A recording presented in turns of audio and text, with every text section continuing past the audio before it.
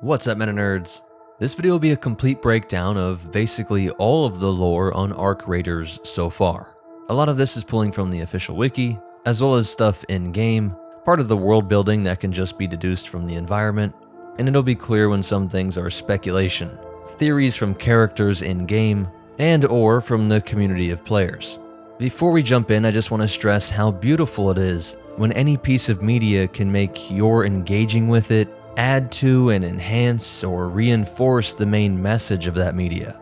Of course, first and foremost, it has to be a fun video game, but there are some deeper themes to appreciate, and it's a story that is best told in the form of a video game.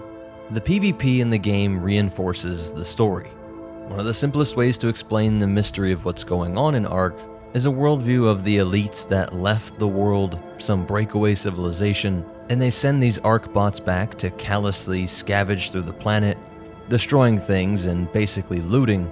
The robots seem like soulless, devouring monsters, but after being killed and robbed of your loot one too many times, will you too not give up on the romantic idea that every player can get along and we can all take on our shared threats and build together?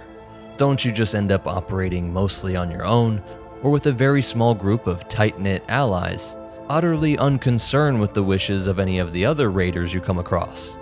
We find ourselves in this self-perpetuating cycle of retributive violence, and those humans who fled into space during the Exodus were not the first in human history to look out for their own needs. They didn't start the cycle, and you and all the Arc Raiders are victims in a way, but you also victimize. Just as only a very small group left Earth, and they're doing everything they can to survive in the hostile, unforgiving setting in space or on some planet, it makes it so that us, the player, are doing the same thing. And this is a bit of speculation, but I do think they're setting everything up for some sort of selection process, that the humans of the Exodus are using this chaos to find great warriors. Topside is a battleground, and those who thrive in this chaos will be selected by these heavenly forces. It's a concept as old as recorded history, seen in all the religions all over the world, but with this futuristic technology, it's literally true. Only a chosen few will be raptured up into the heavens, because for as many ways as these Arc machines seem like an obvious enemy, there are also confusing details where they seem to aid people in very subtle ways. These new rulers, the lords or archons who literally live up in the heavens, and where like some king of old would redirect a river or chop down an entire forest, these space-age lords have mechanized slaves, stripping the whole of Earth in order to serve their needs, and have crafted this sort of crucible to test the mettle of the raiders, to see who has the right combo of all the traits, being ruthless enough to survive, but still able to work together and coordinate on larger goals, all things that will make you valuable in the eyes of those lords up in heaven.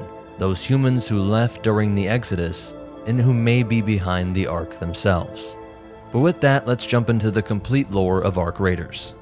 Generations ago, a global environmental collapse devastated old Earth, leaving only a few scattered pockets of habitable land in its wake. What remained of humanity clustered into makeshift enclaves, amid ruined cities and small tribal camps, fighting to rebuild some semblance of society. In time, these survivors managed to claw back a fragile civilization, a period later known as the hopeful era of Sunrise. In the Sunrise years, places like the Alcantara Dam provided rare lifelines. Its hydroelectric power and water gave settlers a chance to thrive again in an otherwise blighted world. And for a moment, it seemed humanity might overcome the collapse, but that dawn was soon again swallowed by darkness. For as long as anyone can remember now, machines have rained down from the skies onto Calibretta's surface, machines known collectively as Arc.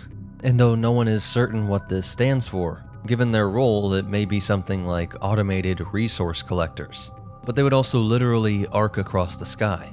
Some accounts say that survivors gave them this name because on radar, their drop pods trace arced trajectories as they descend from orbit. They first came to Earth without warning at the beginning of what we now call the First Wave, shattering the Sunrise era's short-lived optimism. Unfeeling and relentless, these robotic invaders fell from the stars and began to harvest the world's resources by force, ravaging the land and killing or scattering any humans in their path.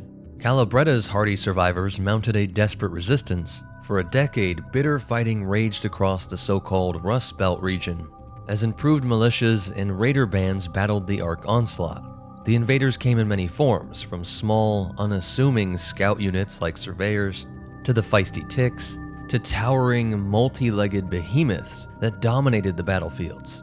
Each variant was a new horror, but through grit and sacrifice, the humans learned how to hunt these machines and even repurpose their parts. And at great cost, the first wave was eventually held back after 10 arduous years of war in the Rust Belt. Legendary battles from this period have since passed into folklore. The shell-scarred Battle of Alcantara Dam, where the power plant, once a beacon of hope and sunrise, became the site of some of the conflict's most harrowing last stands. The dam's reinforced concrete and hydroponic domes still bear the scars of those final firefights, reminders of a victory that was hard-won and bittersweet. By 2170, humanity had seemingly halted the Ark advance, but the respite was short-lived, this false dawn before an even darker storm. Barely a few years after the first wave's end, the machines returned with a vengeance. What survivors thought was a defeat of Ark turned out to be only a brief pause. Ark forces re-emerged in greater numbers and strength, initiating the so-called second wave of invasion. This time, humanity could not hold the surface. One by one, the hard-won outposts and strongholds fell as Ark rained down again from orbit. And facing extinction, the people of Calabretta made the only choice they could. They retreated beneath the earth. In the early days of the second wave, around the mid-2170s, a massive effort was launched to carve out refuge below ground.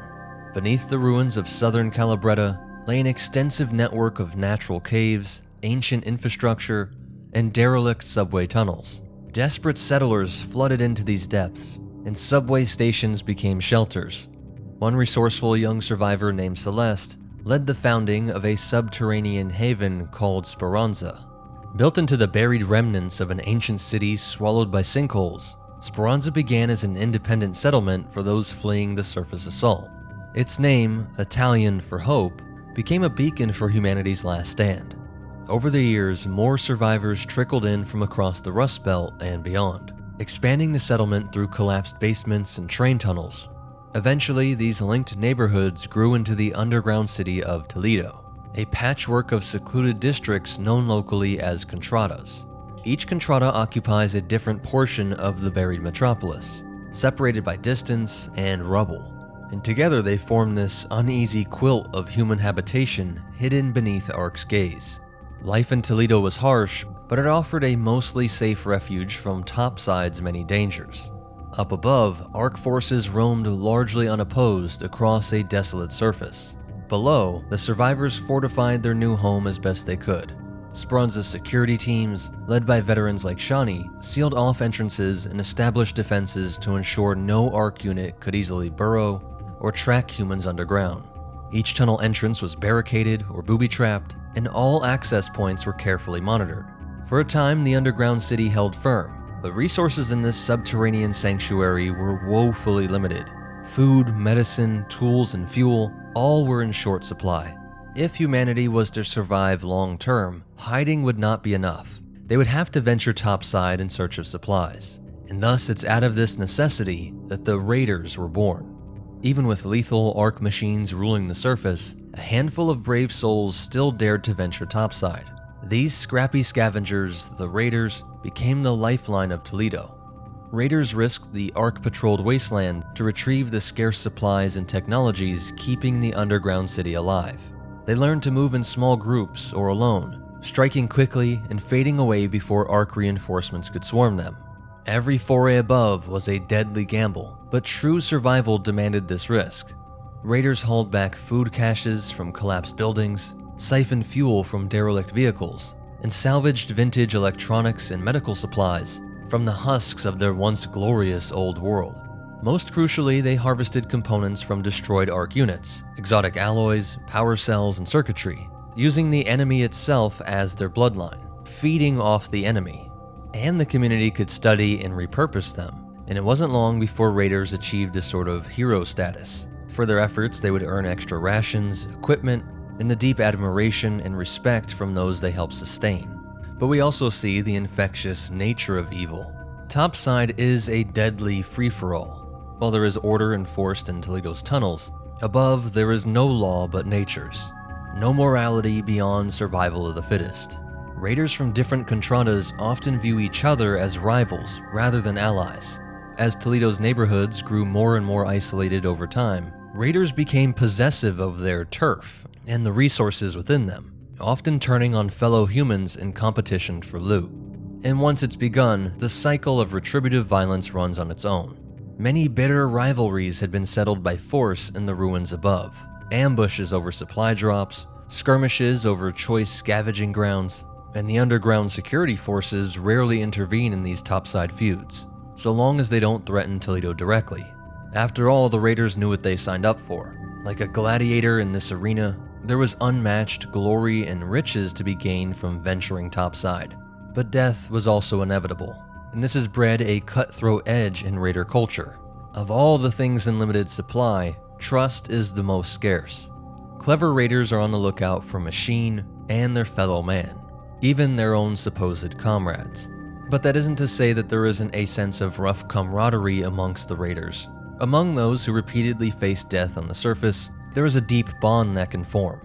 Raiders share tips on Ark patrol patterns, trade rumors of new machine types, and collectively celebrate each small victory, like downing a particularly fearsome Ark sentinel or discovering an unlooted cache.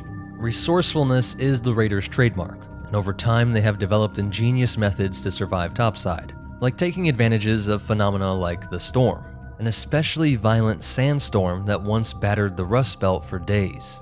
During the Great Storm, the savviest raiders hunkered down safely, knowing Ark units would be as disoriented by the blinding sands as humans were. And indeed, many of Ark's most menacing machines temporarily retreated while the storm raged. In the storm's aftermath, raiders guided new refugees to Toledo and scavenged freely in areas Ark had momentarily abandoned. It's opportunism like this that has kept humanity one step ahead of total extinction.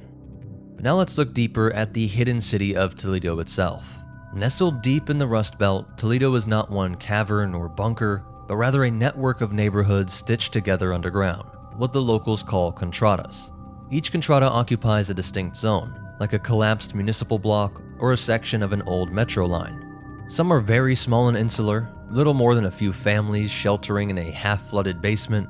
Others, like Speranza, the oldest and most well-known contrada, are bustling hubs of activity with markets, workshops, and cantinas built into former transit stations and maintenance tunnels. But most neighborhoods do function as isolated communities. Security and governance in Toledo are decentralized. Each contrada has its own security detail, and local elders or captains who manage day-to-day affairs, from ration distribution to resolving the inevitable conflicts. There is no unified city government in the traditional sense. The pressures of survival have forced a more communal, ad hoc style of rule.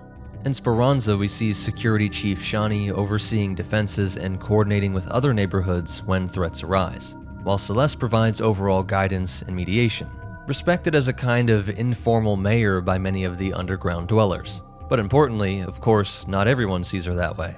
Other contradas have their own figures of authority.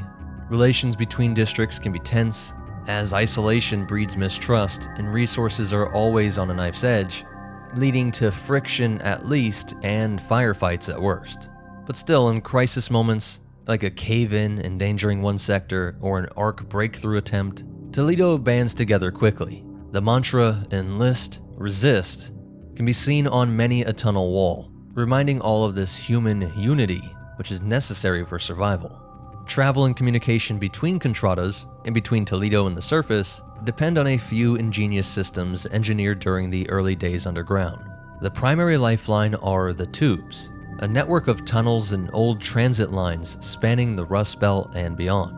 Raiders have moved through these tubes using transport capsules launched from stations called slingshots, and each neighborhood maintains its own slingshot station, managed by local security and operations teams. When a raider crew is set to depart topside, they board a metal pod which is pneumatically propelled through the tubes, shooting upward like a bullet and delivering them to a surface exit point far from Toledo's actual location. These hidden egress points, sometimes disguised in derelict barns, hollowed out trees, or in the middle of remote wastelands, ensure that even if ARC observes a raider emerging, it cannot easily trace the path back to the underground city. And returning home safely is just as critical. Raiders cannot simply clamber down the same tunnels they exited. Doing so might lead an ARC unit straight to Toledo's gates. Instead, they rely on remote-operated cargo elevators hidden around the surface. At the sound of a distinct beeping, a raider knows an elevator is incoming. It's their ticket to extraction. When called via secure radio, these freight-sized elevators rise from concealed shafts, allowing raiders to load themselves and their haul. For security, the elevators are controlled by operators back in Toledo using patchboard consoles, and they only deploy if the coast is clear. Once aboard, a quick descent carries the raiders into safe underground corridors, while the elevator shaft seals behind them. This system lets humans disappear from ARC's view without ever revealing Toledo's precise location. And to sustain the underground population, Toledo has developed a nascent economy centered on salvage and ARC tech. Raiders deposit much of their surface loot at field deposits scattered around topside, which are special pneumatic delivery points. By placing recovered ARC field crates into a depot's mechanism, a raider can instantly send the package back to Toledo for analysis, and in return, they receive a stipend of valuable supplies or script credits as payment. And these field crates actually are a mystery of their own. Sturdy ARC-made containers said to be accidentally dropped off by malfunctioning ARC probes and couriers, and they are eagerly snapped up by human scavengers. To me, this points to it all being a game, orchestrated by some off-world forces, turning topside into one massive arena. It's all sort of one big test or selection process to identify the most capable survivors, those with the perfect mix of luck, resolve, planning, cooperation, and ruthlessness, all in the proper amounts. But once a crate arrives in Toledo's small research labs, technicians carefully study the contents, be it ARC power cells, weapon components, or data cores, and it all moves to improve the settlement's technology. Nothing is wasted. A burnt-out ARC circuit might be repurposed to fix a radio, an alloy plating could reinforce tunnel walls, and a cannibalized ARC sensor might become an alarm for approaching enemies. In this way, the very machines sent to eradicate humanity, they become humanity's salvation. If humans are crafty enough, they could become the very means of our liberation. Now let's take a look at some key figures and factions. Celeste is widely regarded as a symbol of hope for humanity in Toledo. The charismatic leader who keeps the flame of resistance alive in the darkness, a survivor of the first wave, and the visionary founder of Speranza. Those who meet her describe an energetic, compassionate woman with an iron resolve beneath her warmth. As the informal leader of all raiders, she shoulders the burden of maintaining morale even as ARC attacks intensify and losses mount. Few see the toll this responsibility takes. At night, Celeste is often awake into the wee hours of the morning, furiously strategizing over maps by lamplight, or throwing darts at a battered board by the bar to clear her head. Her resolve was forged in personal tragedy. She has lost what she called home multiple times to ARC raids during childhood. ARC destroyed her childhood home, and every time she tried to make a new home, those too were destroyed by these invaders. And in the first wave, her father was killed before her eyes. These painful memories left deep scars, but also hardened her will to survive. Resourcefulness became second nature, and by her teenage years, she was adept at building shelters, finding provisions, and uniting people under a common cause. This instinct all culminated in Celeste leading the creation of Speranza at the start of the second wave, when all the surface settlements were collapsing. To Celeste, Speranza is more than a refuge. It's a living being, her baby that she's nurtured, and she works tirelessly to keep it safe and thriving. Under her guidance, Speranza has grown to the nerve center of the Raiders' operations and the broader Toledo community. But she is also not blind to looming threats. With ARC's power growing, she fears even the underground may not remain safe forever. But she's always developing contingency plans, and even plotting a full evacuation deeper into the tunnels if Toledo ever needs to be abandoned one day. No matter how attached she is to any one person or place, she never loses focus of the main goal, which is humanity's survival at all costs. And then there is Shawnee, the security chief and ARC expert. She's described as the sharp-eyed sentinel in the shadows, the head of security for Speranza, and arguably the most paranoid person in Toledo, a title she is very proud of. She's a former surface scout who has turned her obsession with detail and danger into an invaluable asset for the community. She brags that she has contingency plans for her contingency plans. She's considered every threat imaginable. And the wall scribbles in her office detail evacuation routes, booby trap placements, and rotations for sentries. And as Speranza's resident ARC expert, Shani studies every piece of intel on the machine's behaviors and weaknesses. She has dissected disabled drones and compiled field reports from raiders to discern patterns of ARC patrols, and this makes her Celeste's right-hand resource for planning successful topside skirmishes. Many raiders credit Shani's meticulous briefings for their safe return. She can tell you which valley tends to spawn wasp drones at dusk, or which old sewer tunnel has a hulking bomber, all based on her scouting networks. To most, she comes off as abrasive, suspicious, and intensely vigilant, but most believe that's what Toledo needs. And she couldn't care less about her grim reputation, as long as it keeps the city safe. And she has prevented numerous disasters, catching saboteurs sent by rival factions, reinforcing a tunnel wall that later withstood an ARC burrowing device, and devised the remote cargo elevator controls that hide raider movements. Those who do earn her trust find she is fiercely protective, almost maternal, toward the people of Speranza. She fights an uphill battle to defend the underground haven, and could surely use more helping hands, as long as they don't question her methods. And while Shani walks the public perimeter, Tianwen prefers the quiet solitude of her workshop. She is Speranza's resident gunsmith and tech genius, a recluse who seemingly loves machines and tools more than people. She makes no secret of her low tolerance for most raiders, whom she finds rash and careless with the equipment that she painstakingly crafts. Tianwen interacts with others only as needed to further her own interests, usually meaning when she needs some exotic part a raider might bring, or when a weapon she forged performs exceptionally well in the field. It's the only time you might see a glint of pride in her eyes. But despite her prickly exterior, those who have worked with Tianwen whisper that she has a soft spot for things in need of repair. Whether it's a broken antique action figure, a jammed rifle, or even a person, one who's been damaged by trauma. On more than one occasion, she has quietly fixed a child's music box salvaged from the buried city, or rigged a prosthetic arm for a raider who lost his limb due to a tick explosion. And by those that don't understand the tech with which she works, it's almost like a form of magic. Technical wizardry, as she can coax function out of decades-old derelict electronics and concoct homemade explosives from scavenged chemicals like an alchemist. In Toledo's workshop, a section of an old maintenance bay that serves as her armory, Tianwen has restored pre-wave guns to working order and even manufactured new hybrid weapons using ARC components. The arsenal she provides to raiders, from reliable makeshift pistols to jury-rigged energy rifles, has dramatically improved their survival odds. If Celeste is the heart of the resistance and Shani the eyes, Tianwen is its hands, forging the literal tools of survival. And then there's Apollo, the seasoned mechanic and munitions dealer, whose genial presence brings a ray of light to the dark corridors. Speranza isn't Apollo's first rodeo. He's lived in other survivor enclaves over the years. But for now, he has made it his home, and he throws himself into fixing up whatever broken equipment or wounded ego a raider brings to him. He's somewhat cryptic about his past, deflecting questions with humor, and some suspect he may have lost a family or an entire community in the past, explaining why he's always wandering.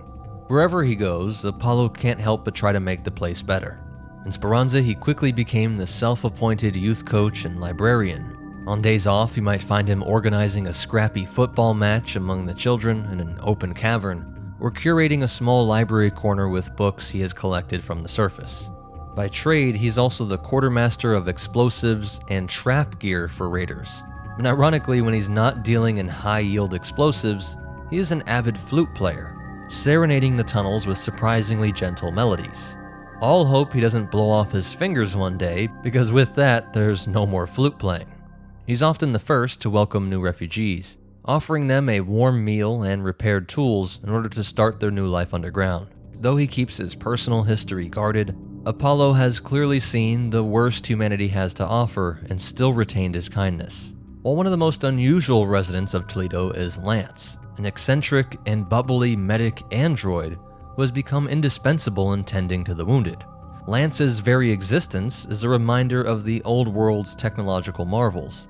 he is a fully synthetic being with an advanced medical programming, presumably a relic from before the collapse. He is one of the most talented medics Toledo has, capably running the infirmary and patching up raiders with a combination of human techniques and programmed medical protocols. While he's not human, it's not like he has an affinity with the machine's topside. He knows those arcs would scrap him in a human heartbeat, and he strives to fit in with his human companions. And as much as it hurts him, he might understand the unease some have around him, with some insidious rumors that he could be a spy. When you've lost everything to machines, seeing this machine with no clear backstory can make it hard to trust him.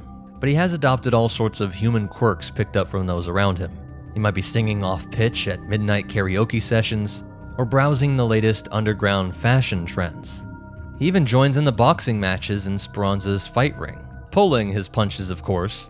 Who knows how strong he could be, but it is quite the sight for onlookers. And like I said, his past is a mystery. The friendly android arrived in Speranza some years ago with no memory of who he was or what he did before. Some wonder if he was an old world medical unit on one of those Exodus shuttles that never launched, or maybe a companion android whose owner perished in the first wave, leaving him to wander the wastes like everyone else. Lance himself occasionally experiences what he calls echoes, brief flashes of imagery or emotion that he can't place, likely fragments of his former life. Those trapped memories won't stay gone forever, he jokes, and you can sense that he has this longing to discover his own origins. But despite all this, he is unfailingly upbeat, with excellent bedside manner, and he could evoke a more balanced approach to technology in these surviving humans. Maybe the machines were like humans themselves, some evil, but many were good. Within Toledo and on the surface, there are a few other groups we should mention. The Toledo security forces form a faction of their own, with each Contrada security team answering to their local leaders, but in times of crisis, they coordinate to protect the entire city. These men and women are the closest thing to a standing militia underground, armed largely with Tianwen's crafted weapons and makeshift shields. Security guards the slingshot stations and defends the entrances between Contradas. They also manage the cargo elevator control stations distributed across neighborhoods, ensuring raiders can extract safely. There is an understanding, if not an official treaty, among Contrada security chiefs to assist one another when ARC breaches occur or when inter-raider disputes threaten overall stability. Shawnee's Speranza unit is currently the most well-equipped and trained of all of these. Above ground, the raiders themselves sometimes informally coalesce into gangs or crews. Like a group of raiders from the buried city Contrada might stick together and develop a reputation as excellent sandstorm navigators. Another cadre might be known for ambushing ARC harvest convoys near the spaceport, and one of the most unifying forces are the ARC Queen machines. When these are reported, several crews put aside their feuds and jointly hunt the behemoth. There are also whispers of a shadowy clique of raiders who believe coexisting with ARC might be possible, and advocate for studying the machines more deeply instead of just destroying them on sight. They are few and not publicly known, as such views are extremely unpopular in Toledo, but it does reflect the range of ideologies brewing amongst the survivors. And we can't forget the factions that aren't here, the ghosts of government and military. In the early first wave, some national armies attempted to fight ARC, but coordination collapsed with the environmental crash, exacerbated by the loss of global communications. By the second wave, no organized nation-states remained to mount a defense, only these local survivor groups. Any remnants of older militaries either perished or eventually merged into the communities we see in Toledo. So now the conflict is not between ARC or any nation or global force, but against scattered humanity and often just individuals. But now one of the most fascinating aspects is the technology that we see and the story it tells. The Exodus age in the late 21st century saw humanity reach for the stars, most famously through the Acero Spaceport, where massive Exodus shuttles once soared towards the heavens, ferrying away the few souls that could leave the dying Earth. The rusting launch towers and cold steel spires of that spaceport still rise above the horizon, majestic monuments to the past ambitions, now overgrown with vegetation and slowly being destroyed by decay. In different degrees, all survivors wonder what happened to these people. Maybe wherever they were going to ended up being worse, that those on Earth may be the lucky ones. No one really knows. No signal or help ever returned back to Earth. In other areas, we see still functioning tech left over from the previous age. Like mentioned before, the Alcantara Dam is the prime example. Though it is damaged, the dam's turbines and research buildings have been rigged into makeshift hydroponic farms and power generators in order to feed Toledo. Ramshackled hydroponic domes set up by Sunrise-era settlers at the dam do still produce edible algae and vegetables, augmented by fungi cultivated in the cool, damp tunnels below. Power from the dam and a handful of jury-rigged solar panels above ground provide minimal but vital energy in Toledo. Enough to keep lights on in the main corridors, recharge handheld radios and flashlights, and power ventilation fans and pull fresh air from the surface. Water is collected from underground springs and purified in cisterns using chemicals traded from other regions or extracted from ARC coolant fluids. Communications are limited. Long-range radio has been unreliable since orbital satellites went down decades ago. Toledo's people use wired field phones strung through the tube network to talk between contradas, and short-range walkie-talkies for radar teams on the surface. There is a rumor of an old communications bunker somewhere in the mountains that could reach other survivor enclaves if it was repaired. And the trade between contradas is very basic. Most operate on a barter and ration system, though there is the rudimentary currency system called scrip, with painted chits or plastic tokens, though it's all backed by things like food, medicine, and ammunition. And for people living in such desperation, they actually do a good job of not hoarding or price gouging, knowing that that could lead to mutual destruction across all contradas, as each group tends to specialize in something. People's sense of nationality or ethnicity has basically been boiled down to their contrada, and within each, their own subculture tends to develop, everything from fashion to food, and there is a general sense that everyone's working together, whether it's out raiding or raising crops. And let's end here on trying to understand all the speculation the ideas and theories have across Calabretta, as this war seems to have no clear end in sight. New variants of machines have been noted, including larger and more aggressive models, like the colossal ark known as the Queen, the multi-legged war machine bristling with weaponry, and although one was destroyed, its emergence has fueled theories that the ark are organizing under some central command intelligence. Scouts whisper of an even greater entity, the so-called Matriarch-class ark, and this may be what is directing the invasion. There seems to be a sort of hive mind with spotters that tag human positions and bombardiers that shell them. Survivors debate endlessly about who or what is behind ARC. Are they autonomous drones from the long-lost human military project gone rogue? Are they alien mining machines dispatched to strip Earth of its resources? Or perhaps the very AI overseers meant to stabilize Earth's climate are now corrupted into viewing humans as a threat to the planet? Or what I personally lean towards, this is some sort of twisted game. From those humans that escaped off-world, they're running some sort of experiment or test, wanting to find the most capable amongst us, killing off most of the species, destroying governments all over the world, reducing us to a more primitive state, and seeing what emerges, with maybe hopes of one day coming to reap this harvest, removing the cream of the crop as it were, adding the best raiders and strategists to their forces, in some kind of off-world human-driven rapture. Or it could be the Exodus colonists, but just without any concern for those on Earth. Maybe it's not part of some big test, it is just cold collecting of resources, not for some alien or robotic force, but for the humans that left Earth, who couldn't care less about whether we survived or not. Then there's the idea that the Exodus itself triggered some extraterrestrial civilization. The aliens likely killed or captured whoever left Earth, and tracked their source back to Earth, and sent these collectors to do their thing.